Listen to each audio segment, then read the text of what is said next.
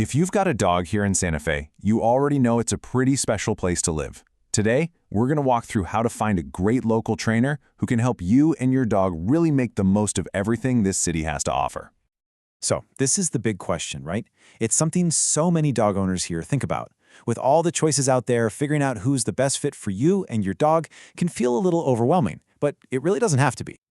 Before we even get to the trainers, let's talk about Santa Fe itself. It's not your average city. Its unique character creates some very specific situations for our dogs, and that makes finding the right training approach all the more important. Just think about your day-to-day life here. That high altitude, it can actually affect your dog's energy during a training session. And the plaza, when it gets busy, or those narrow historic streets, well, they definitely call for some good leash manners. And if you love hiking, you know a solid recall is a must with all the wildlife around. A good local trainer gets all of this. Okay, first things first. Before you even start Googling trainers, the best thing you can do is get really clear on your own goals. What exactly are you hoping to accomplish with your dog?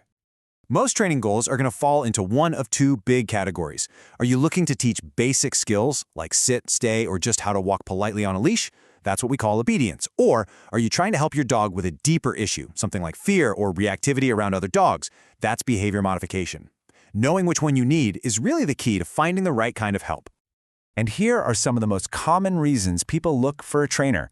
Maybe you just brought home a new puppy and need to get started on the right foot. Or maybe your dog pulls you all over the place in the rail yard district when the farmer's market is buzzing. Perhaps you just want a reliable recall for those off-leash hikes.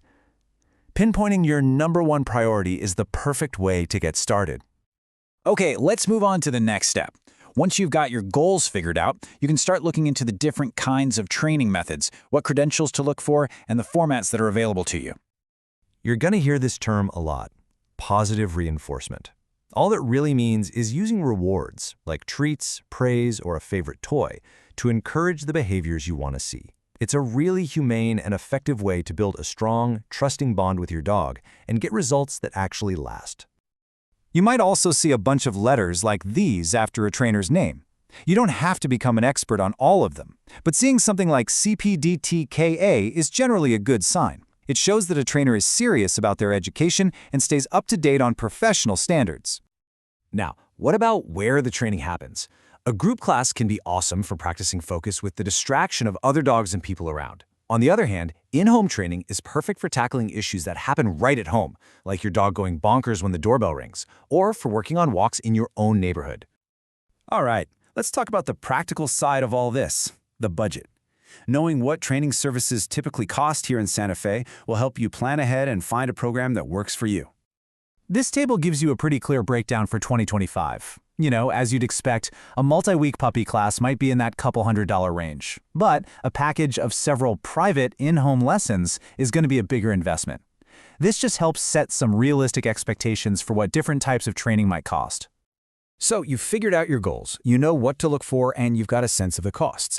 Now comes the final and, honestly, the most important step, actually talking to a few trainers to find the right person for both you and your dog. These questions right here will tell you pretty much everything you need to know. Ask them about their methods, their background, and how they'll tailor a plan specifically for your dog. And don't forget that Santa Fe question. How do they factor in our altitude and wildlife? The way they answer will tell you a whole lot about whether they're the right fit. At the end of the day, all this effort is really an investment in the life you share with your dog.